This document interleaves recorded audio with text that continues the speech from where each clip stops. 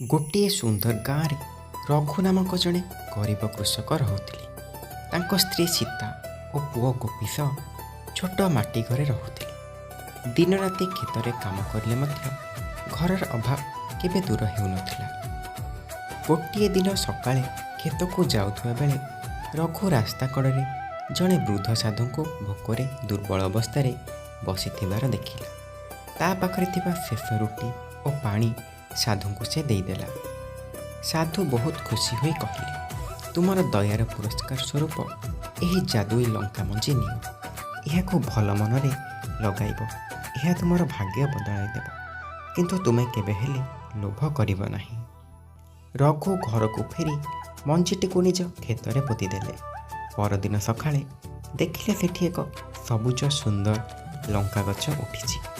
ଗଛଟି ଲାଲ ଲାଲ ବଡ଼ ବଡ଼ ଲଙ୍କାରେ ଭରି ଯାଇଥିଲା। ଲଙ୍କା ଗୁଡ଼ିକରୁ ସୁନେଲି ଚମକ ବାହାରୁଥିଲା। ରଘୁ କିଛି ଲଙ୍କା ବଜାରକୁ ନେଇ ବିକ୍ରି କଲେ। ଯିଏ ଥରେ ସେହି ଲଙ୍କା କିଣିଲା ସେ ପୁଣି ଆସି କିଣିବାକୁ ଲାଗିଲା। ଧୀରେ ଧୀରେ ଚାରିଆଡ଼େ ଗାଁରେ ରଘୁଙ୍କ ଯାଦୁଇ ଲଙ୍କାର ନାଁ ବ୍ୟାପିଗଲା। ତାଙ୍କ ଘରେ ସୁଖ ଓ ସମୃଦ୍ଧି ବଢ଼ିଲା। କିନ୍ତୁ ରଘୁ କେବେ ବି ନିଜର ପୁରୁଣା ଦିନକୁ ଭୁଲିଲେ ନାହିଁ। ଗରିବ ଲୋକମାନଙ୍କୁ ସେ ମାଗଣାରେ ଲଙ୍କା ଓ ଖାଦ୍ୟ ଦେଉଥିଲେ। ତାଙ୍କ ଦୟା ଦେଖି ସମସ୍ତେ ତାଙ୍କୁ ସମ୍ମାନ କରୁଥିଲେ। ଗାଁର ଲୋଭୀ ଜମିଦାର ମହାଦେବ ଏହା ଦେଖି ଈର୍ଷା କରିବାକୁ ଲାଗିଲା। ସେ ଭାବିଲା, ଏଇ ଗଛ ମୋ ପାଖରେ ଥିଲେ ମୁଁ ଆହୁରି ଧନୀ ହୋଇଥାନ୍ତି।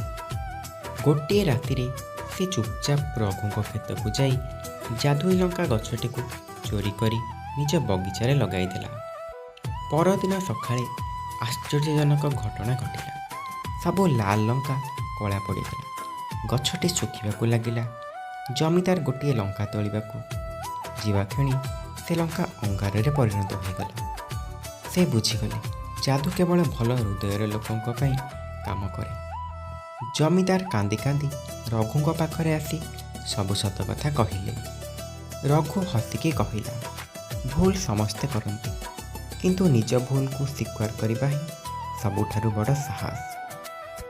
ଠିକ୍ ସେହି ସମୟରେ ସାଧୁ ପୁଣି ଆସିଲେ। ସେ ହସିକି କହିଲେ, ରଘୁ, ତୁମେ ଦୟା, ସତ୍ୟ ଓ କ୍ଷମାର ପରୀକ୍ଷାରେ ସଫଳ ହୋଇଛ। ଏତିକି କହିବା ମାତ୍ରେ ଶୁଖିଯାଇଥିବା ଲଙ୍କା ଗଛ ପୁଣି ସବୁଜ ହୋଇଗଲା। ଲାଲ ଲଙ୍କାରେ ଗଛଟି ଭରିଗଲା। ସମସ୍ତ ଗାଁ ଲୋକ ଖୁସି ହୋଇଗଲେ। ସେହି ଦିନଠାରୁ ରଘୁ କେବଳ ନିଜ ପରିବାର ନୁହେଁ, ସମଗ୍ର ଗାଁର ଗରିବ ଲୋକଙ୍କୁ ସାହାଯ୍ୟ କରିବାକୁ ଲାଗିଲେ। ତାଙ୍କ ଯାଦୁଇ ଲଙ୍କା ଗଛ ଦୟା, ପରିଶ୍ରମ ଓ ସତ୍ୟନିଷ୍ଠାର ପ୍ରତୀକ ହୋଇ ରହିଲା।